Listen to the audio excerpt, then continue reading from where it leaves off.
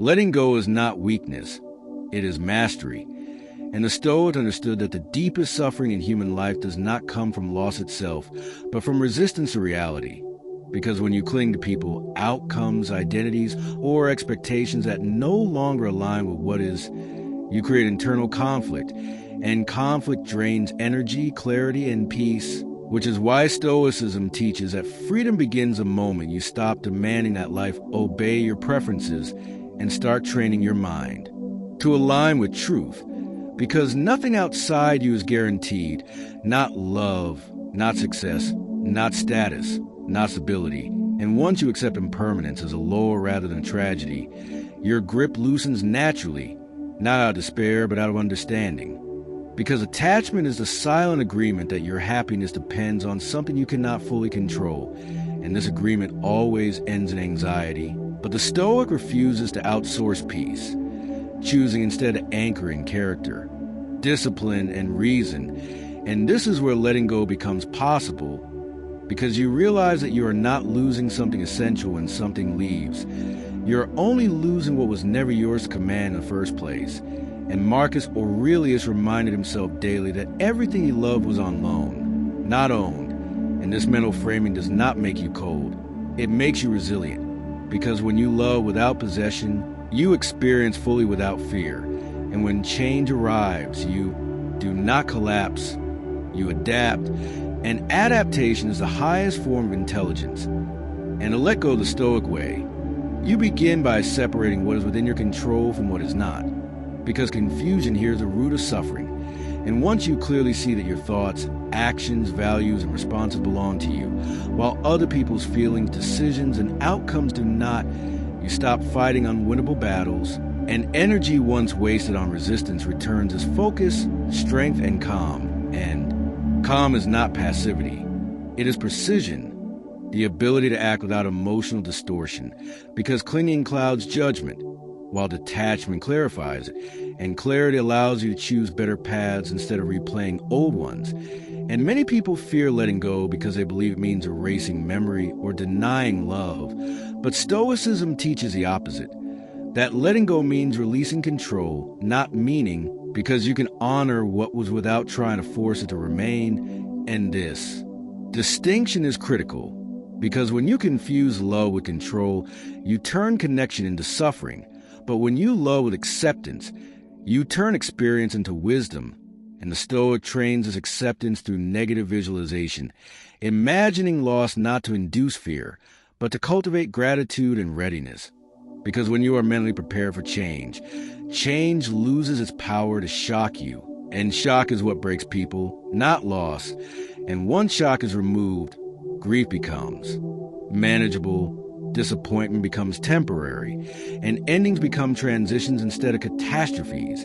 And this is how the Stoic lets go of people who leave, opportunities that close, identities that expire, and versions of self that no longer fit, by understanding that clinging to what no longer serves you is an act of self-harm disguised as loyalty. And the disciplined mind refuses to betray itself in the name of nostalgia, because growth requires release, and release requires courage, and courage is choosing truth over comfort.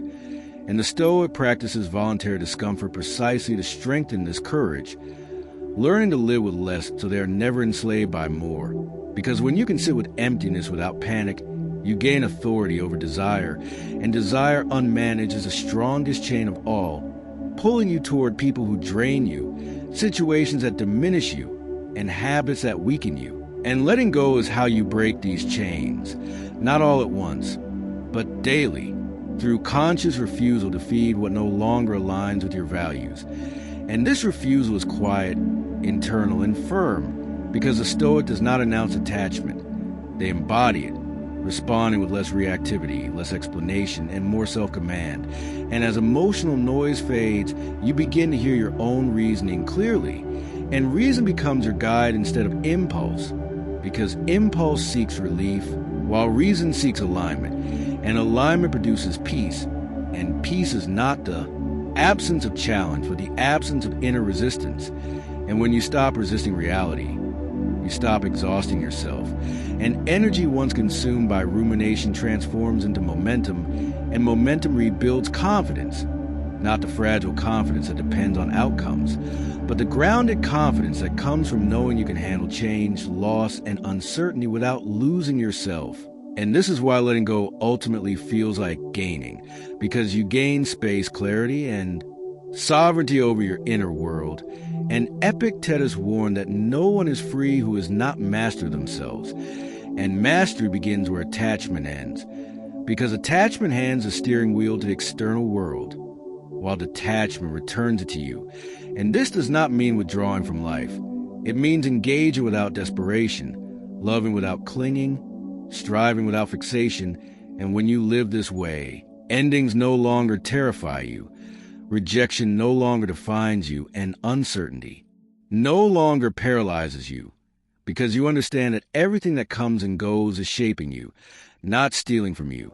And when you truly grasp this, letting go stops feeling like loss and starts feeling like alignment with reality, which is a Stoic definition of peace, a mind that moves with life instead of against it, anchored not in what it holds, but in who it chooses to be, steady, disciplined, and free.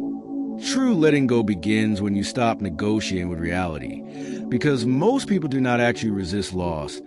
They resist the meaning they attach to it, telling themselves that what ended should not have ended, that what left should have stayed, that what changed should have remained familiar.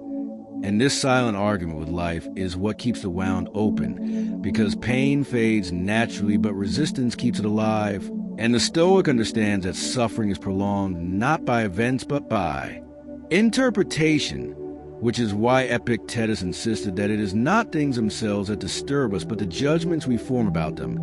And once you grasp this fully, you realize that letting go is not an emotional act.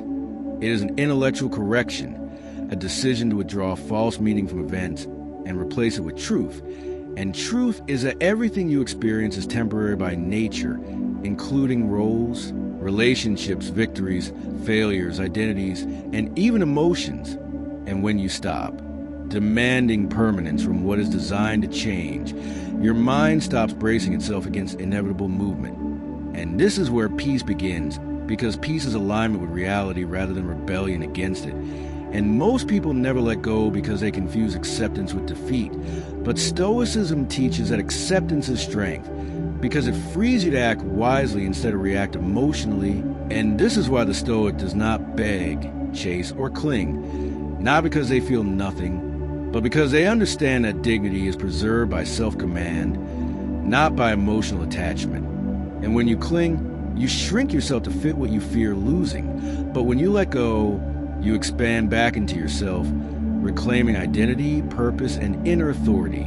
And this is especially true when letting go of people, because attachment often disguises itself as loyalty. But loyalty to someone who does not choose you is betrayal of self. And the Stoic refuses self-betrayal, choosing instead to honor what was without chaining themselves to what is no longer aligned. And this choice hurts at first because the ego resists loss of familiarity, but pain here is temporary, while the peace that follows is durable, because it is built on self-respect, not dependency. And as you practice letting go repeatedly, you begin to trust yourself more, because you see that you survive endings, that you adapt, that you rebuild, and this trust becomes confidence, not loud or performative. Confidence, but quiet certainty, the kind that does not panic when things change. And this certainty transforms how you move through life, because you stop grasping for control and start exercising discernment, choosing what deserves your energy and releasing what is not. And energy is everything, because where your energy goes, your life follows, and attachment leaks energy into the past and future, while letting go returns it to the present, where action is possible and the Stoic lives in. The present, not because the past is meaningless or the future irrelevant, but because the present is the only place where virtue can be practiced, decisions can be made, and character can be expressed. And once you anchor yourself here, regrets lose their grip and anxieties lose their authority, because both depend on mental absence. And as presence deepens, emotional turbulence settles, not because life becomes easier, but because you stop amplifying difficulty through resistance. And this is why Stoicism emphasizes daily reflection, reminding yourself each night of what was within your control and what was not, releasing the rest deliberately rather than carrying it into tomorrow, because unresolved attachment accumulates silently, hardening into bitterness, resentment, and fatigue. But conscious release dissolves this weight before it shapes your character. And character is everything, because when circumstances strip you of externals, character is what remains. And the Stoic builds a character that does not fracture under loss, a self that does not collapse when plans fail, a mind that does not spiral when certainty disappears. And this is achieved not through suppression but through understanding, because emotions weaken when exposed to reason, and reason strengthens when practiced daily. And letting go becomes easier the more often you do it, like a muscle trained through repetition, until one day you realize that what once terrified you now simply registers as information. And this is the moment you become truly free, because freedom is not having everything you want. It is needing very little to remain steady. And when you reach this state, people cannot manipulate you through withdrawal, circumstances cannot control you through fear, and uncertainty cannot paralyze you through doubt, because you've already accepted impermanence as a fact, not a threat, and you move forward lightly, without bitterness, without clinging, without regret, understanding that life is not something to be held tightly, but something to be experienced fully and released gracefully. And this graceful release is the final Stoic mastery, the ability to walk away without hatred, to accept endings without collapse, to lose without losing yourself. And when you embody this, letting go is no longer something you struggle to do. It becomes who you are, a person aligned with reality, grounded in reason, sovereign over their inner world, and free in the truest Stoic sense of the word.